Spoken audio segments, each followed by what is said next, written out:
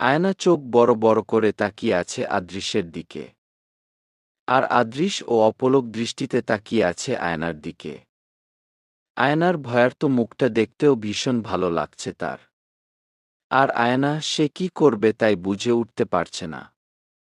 নড়াচড়ার শক্তিও যেন হারিয়ে গেছে তার। বাড়িতে কেউ ছিল না, তাই শুধু দরজা চাপিয়ে রেখেছিল আয়না। আদৃশ রাতে পড়া নেয়ার কথা বলায় সে ভেবেছিল রাতেই হয়তো আসবে। কিন্তু আদৃশ যে এখনই চলে আসবে আর এমন একটা সিচুয়েশন এ পড়তে হবে মাথাতেও আসেনি আয়নার। সে এখনো চোখ বড় বড় করে আদৃশের দিকে তাকিয়ে আছে। কিছু যে বলবে তাও গলা দিয়ে বের হচ্ছে না। কথাগুলো যেন কোথাও আটকে গেছে। আনিকার চিৎকারের শব্দে হুঁশ ফিরল আদৃশ আর আয়নার। আয়না দ্রুত বেড থেকে ওড়না তুলে সারা গায়ে জড়িয়ে নিল। আদৃশ খেয়াল করল আয়নার গালে লাল আভা ছড়িয়ে পড়েছে। হয়তো লজ্জা পাচ্ছে মেয়েটা। গালের পাশে লেপ্টে থাকা ছোট ছোট চুল থেকে ফোঁটায় ফোঁটায় পানি পড়ছে।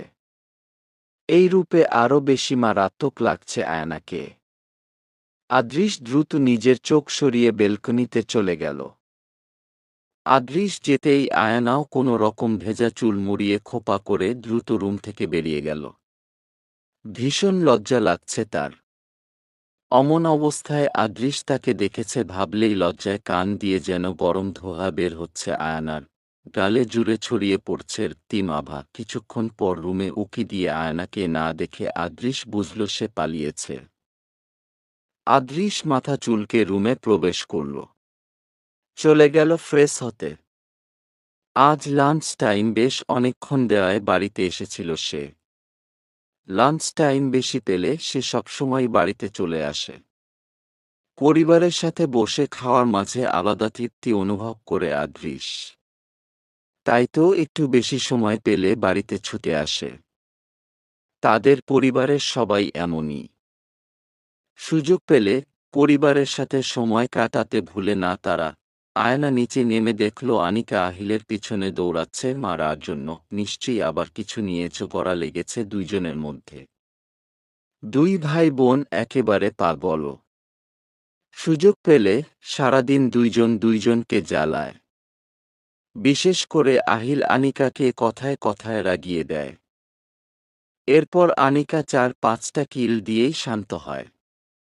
ভালোই লাগে আয়নার দুই ভাই বোনের খুনসুটি দেখতে। আয়না ওদের কাছাকাছি আসতেই আহিল এসে আয়নার পিছনে দাঁড়াল। আয়নাকে সামনে ধরে রেখে বলতে লাগল, বোন বাঁচাও আমাকে এই পেতনির হাত থেকে। তুমি না আমার ভালো বোন, সোনা বোন। এই পেতনির একটা কিল খেলে ২ দিন আমার হাতে ব্যথা থাকে। বাঁচাও। আনিকা আরও রেগে গিয়ে নাক ফুলিয়ে বলল, আমি পেতনি তাই না, আমি পেতনি। দেখব আমি আজ তোরে কে বাঁচায়। ভাবির পিছনে লুকিয়েছিস কেন ভীতু কোথাকার। আনিকা আয়নাকে টপকে আহিলকে মারার চেষ্টা করতে লাগল। আর আহিল আয়নাকে সামনে রেখে ঘুরতে লাগল। এদের কাণ্ডে খিলখিল করে হাসতে লাগল আয়না। আদৃশ ফ্রেশ হয়ে নিচে নামছিল, কিন্তু পা জোড়া থেমে গেল কারো হাসির মিষ্টি ধ্বনিতে। সামনে তাকাতেই আরেক দফা হৃদস্পন্দন থমকে গেল তার। আয়নার হাস্যোজ্জ্বল মুখের দিকে অপলক তাকিয়ে রইল সে। মনে মনে ভাবল, মেয়েটা এত সুন্দর করে হাসতে জানে, অথচ সবসময় মুখটাকে গোমরা করে রাখে। আয়নার হাসি দেখতে দেখতে আদৃশের হাত নিজের বুকে চলে গেল। সে নিজেও বুঝতে পারছে না কি হচ্ছে তার। অন্য মেয়েরা তার গায়ে ঢলে পড়লেও যেখানে সে সহজে তাকায় না, আর তাকালেও সেই চোখে থাকে আগুন দৃষ্টি, সেখানে সে আয়নার থেকে চোখ ফেরাতে পারছে না। বারবার তার সাথে কেন এমন হচ্ছে? আহিলের ধাক্কায় আদৃশের ধ্যান ভাঙল। আহিল আদৃশকে টপকে দৌড়ে উপরে চলে গেল।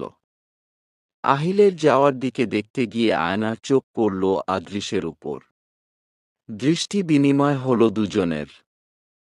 আদৃশকে দেখামাত্র আয়নার মুখের হাসি মিলিয়ে গেল। গাল জোড়ায় ছড়িয়ে পড়ল রক্তিম আভা। আয়না এক সেকেন্ডও দাঁড়াল না। দ্রুত অন্যদিকে চলে গেল।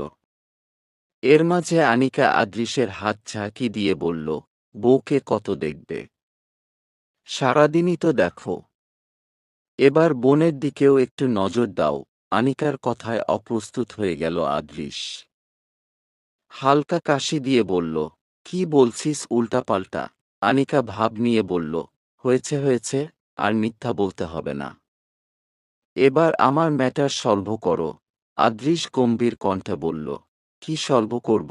আনিকা নাকের পাটা ফুলিয়ে বলল, আহিল ভাইয়া আমাকে আবার পেতনি বলেছে, আমাকে রাগিয়েছে, সবসময় আমার পিছে লেগে থাকে, এখন তুমি ওর বিচার করবে।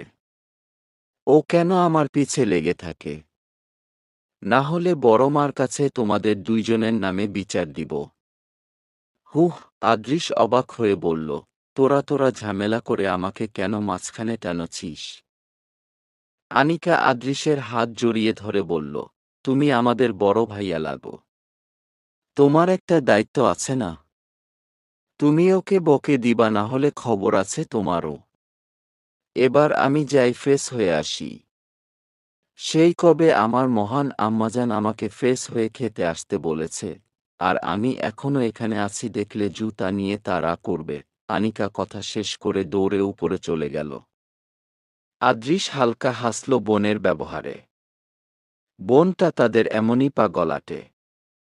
এর আগে এই হাস্যে যেই আহিলকে এতক্ষণ মারার জন্য তাড়া করল, কিছুক্ষণ পর সেই আহিলেরই গলা ধরে ঝুলে থাকবে।